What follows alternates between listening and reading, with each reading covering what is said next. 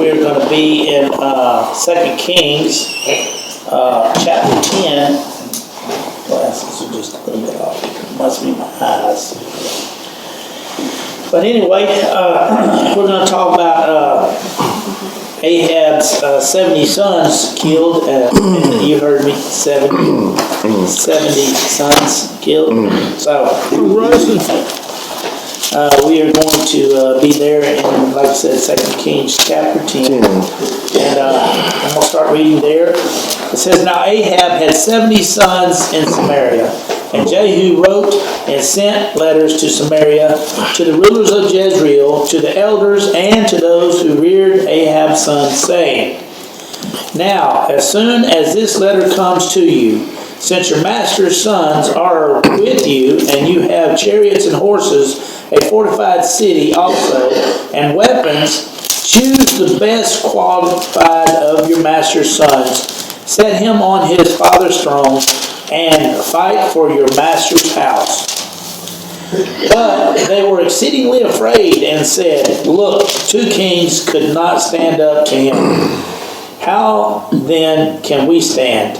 And he who was in charge of the house, and he who was in charge of the city, the elders also, and those who reared the sons, sent to Jehu, saying, We are your servants. We will do all you tell us, but we will not make anyone king. Do what is good in your sight.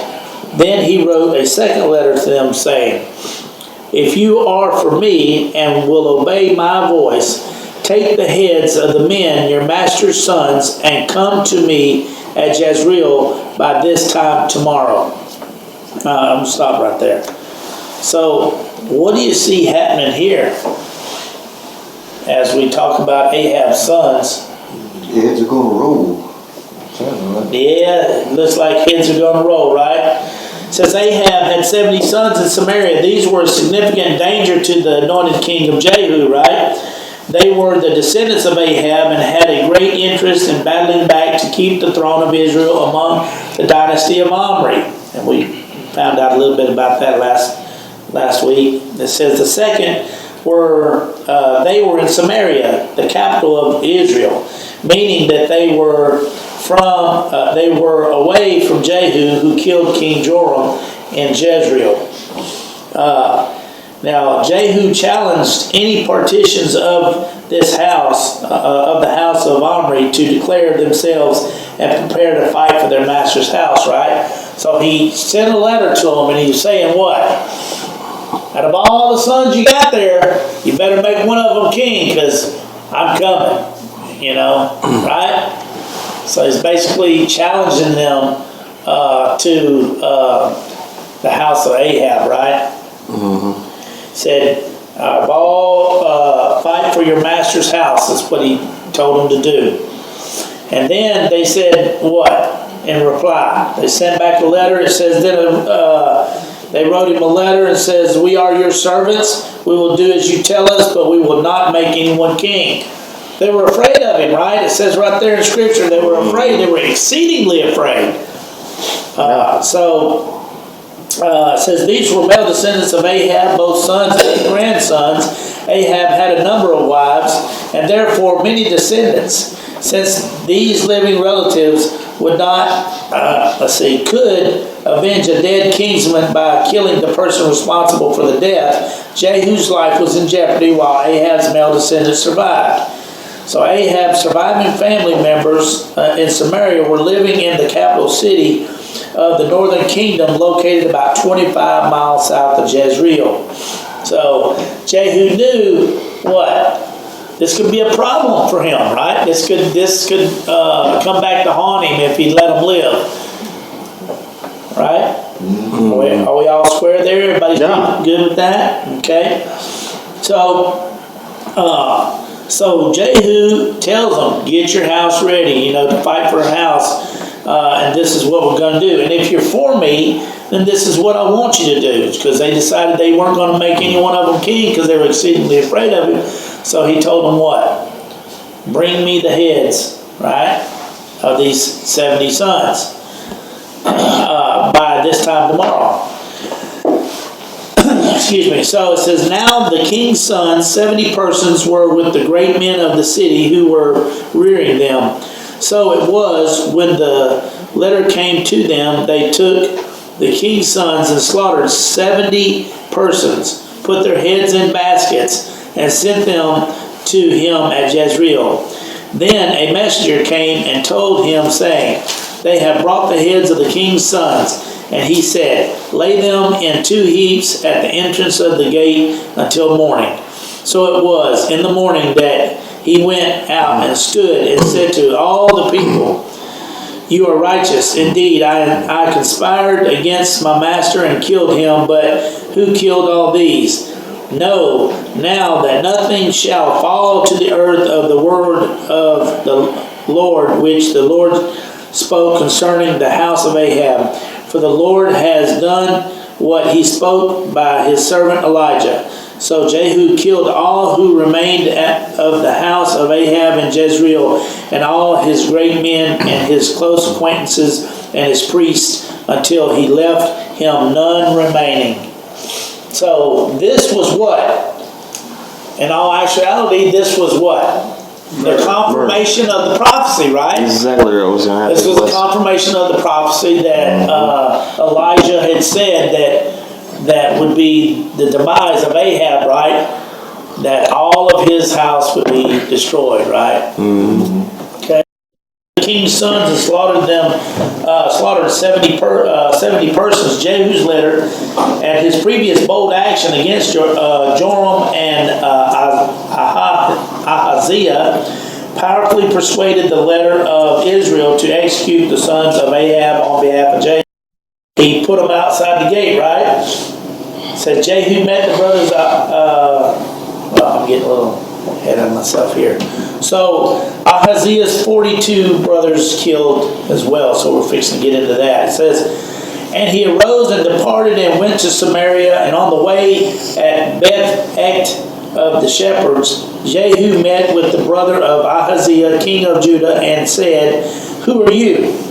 So they answered, we are the brothers of Ahaziah. We have come down to greet the sons of the king and the sons of the queen mother. And he said, take them alive. So they took them alive and killed them at the well of Beth-Ekt, 42 men, and he left none of them. So we see that Jehu is continuing to go forth and do this that the Lord had prophesied, right? Mm-hmm. It says, now, when he departed from there, he met Jenadab, the son of Rechab, coming to meet him, and he greeted him and said to him, is your heart right as my heart is toward your heart? And Jenadab answered, it is. Jehu said, if it is, give me your hand. So he gave him his hand, and he took him up to him into the chariot. Then he said, come with me and see my zeal for the Lord. So they had him ride in his chariot, and when he came to Samaria, he killed all who remained to Ahab in Samaria, till he had destroyed them, according to the word of the Lord, which he spoke to Elijah. Didn't get them all. No. So Just see that next chapter. Yeah. Brother Rick's getting ahead of me. Yeah. So Jehu met off at the pass. right. So Jehu met the brother of Ahaziah, the king of Judah. Right. It says this was a great misfortune for these men, since Jehu was committed to execute all those connected with the house of Ahab. These men were also targets of judgment. Ahaziah was a descendant of King Ahab through his mother, who was the daughter of Ahab and Jezebel. Therefore, their mention of the queen mother did not help them, right? So they thought, hey, if we mention her, we're good to go. Well, guess what? Not today. Not today, right? Since they were descendants of Ahab through the queen Jezebel, they too were taken out. So it says he left none of them. It says this was characteristic of Jehu, who wholeheartedly and energetically had obedience to his task at hand.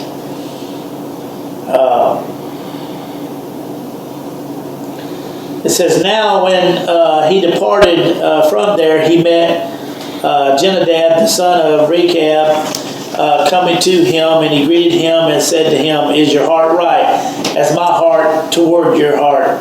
And Jenadab answered, it is. So what do you think he meant by that? Is your heart right?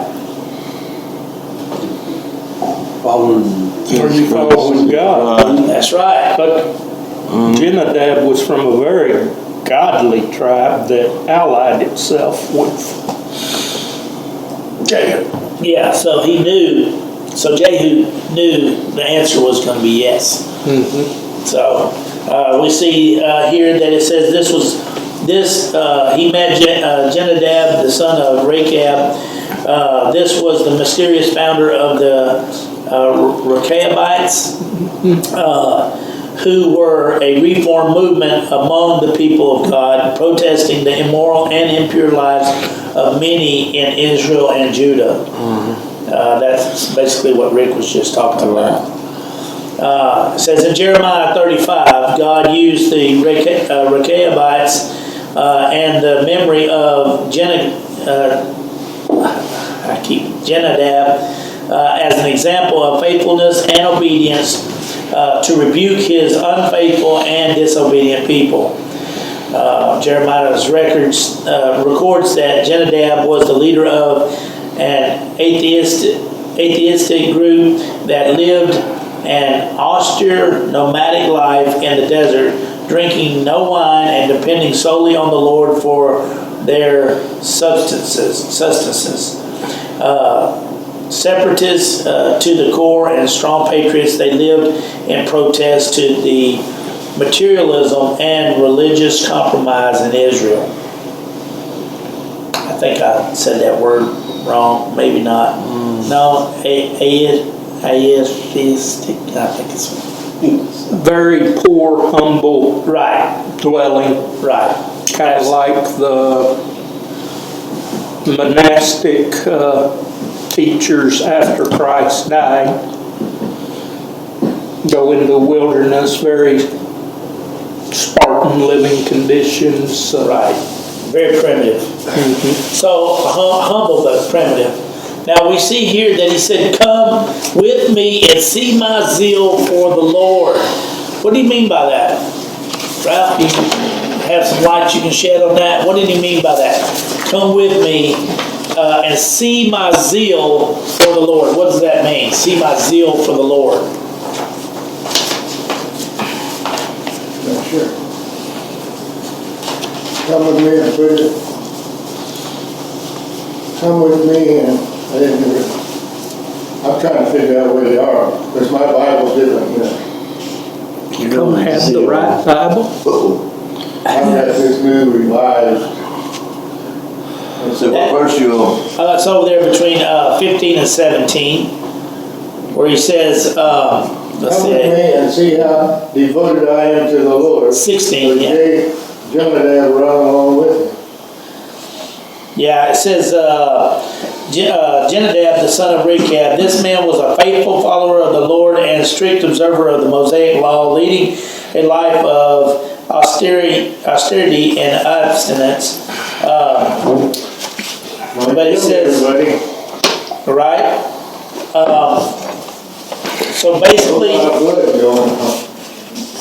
right? He said, basically he was saying, look at these things that I'm doing for the Lord, He's like on fire for doing what the Lord wanted him to do. Basically kind of like the same thing that Paul had, where he thought that he was doing the right thing for the Lord. He was very zealous about what he was doing, his job at that time. Definition, yeah. We see here, he said, is your heart right as my heart is today? You know, Jehu wanted to know if Jenadab was on his side.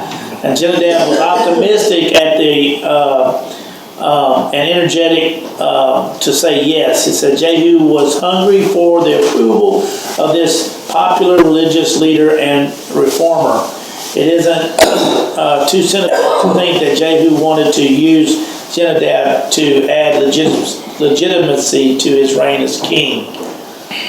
Jenadab was doubtless a very honorable man in Israel, and by carrying him about with him in the chariot, Jehu endeavored to acquire the public esteem. In other words, he was like, you know what, if I can get him up here, I can ride around with him, and as long as they see him with me, they know, or it will give me the outlook amongst the people as, doing what is right and for them, as well.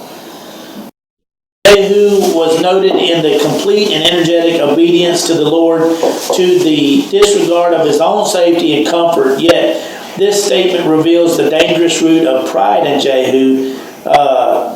It says he is proud of his own zeal, because he was saying, come up here and see my zeal for the Lord. So basically he was bragging at that point.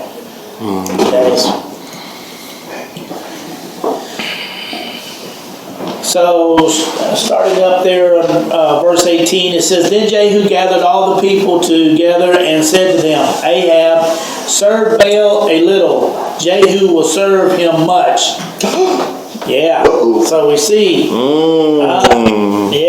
He didn't say for the Lord, did he? Just a few minutes. A few verses ago, he was all for the Lord, right? Yep. He still is. So, It says, He's going to destroy them all when they get them in the temple. come on, Ralph. Come on, I'm not Ralph. supposed to tell Come on, Ralph. Yeah. Oh, Come on, Ralph. Just let me read a little bit further. it's a trap. Yep. Then Jehu gathered all the people together and said to them, Ahab served Baal a little. Jehu will serve him much. Now therefore call to me all the prophets of Baal, all his servants, and all his priests. Let no one be missing, for I have a great sacrifice for Baal. Whoever is missing shall not live. But Jehu acted deceptively with the intent of destroying the worshippers of Baal. It said, and Jehu said, proclaim a solemn assembly for Baal. So they proclaimed it. Then Jehu went throughout all Israel, and all the worshippers of Baal came, so that there was not a man left who did not come. So they came into the temple of Baal, and the temple of Baal was full from one end to the other.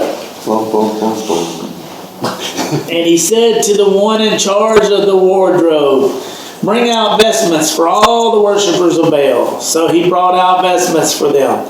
Then Jehu and Jenadab, the son of Rechab, went into the temple of Baal and said to the worshippers of Baal, search and see that no servants of the Lord are here with you, but only the worshippers of Baal. So what is he doing right here? He's calling.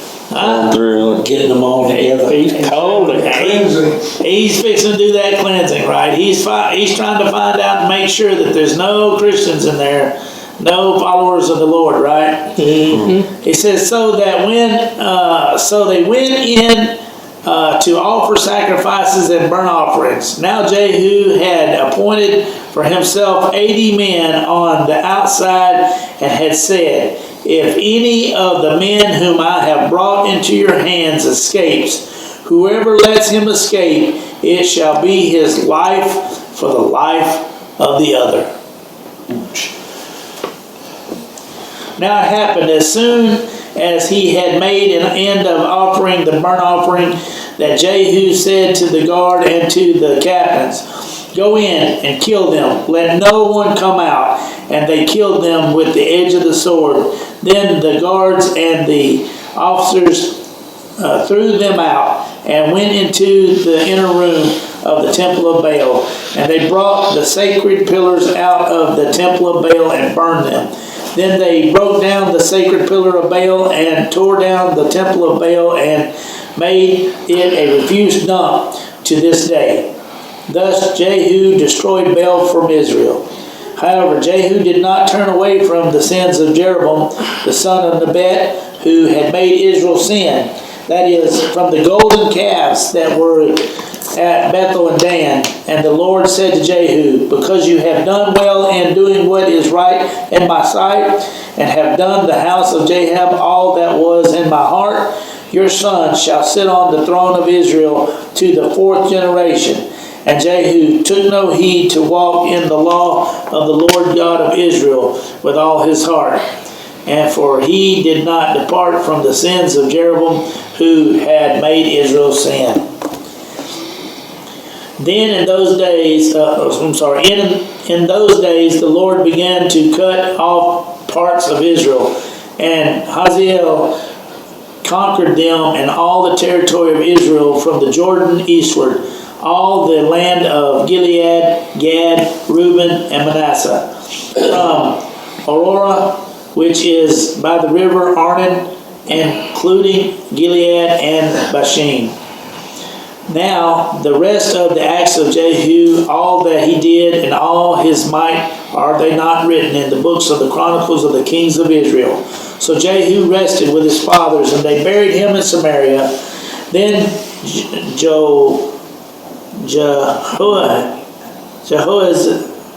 how do you say it, Rick? Jehoahaz, King the next king. yeah, his son, Jehoahaz, his son, reigned in his place, and the period that Jehu reigned over Israel and Samaria was 28 years. All right. So we see that Jehu ended the line of Ahab, and then he did what? He also went one step further and did what? They got the Baal worshippers. Got the Baal worshippers as well, right? And the temples and all And the that. temples, burned down the temples and the idols, the Baal idols that they worship. He burned them all down, put them in a big heap, and now to this day it says that it's a heap, you know. Public toilet. Yeah. It says he destroyed the temple of Baal and utterly desecrated it. To say he made it a refuse dump is literally that he made it a public toilet, a place for human excrement. So all the versions understanding, nothing could be more degrading than this.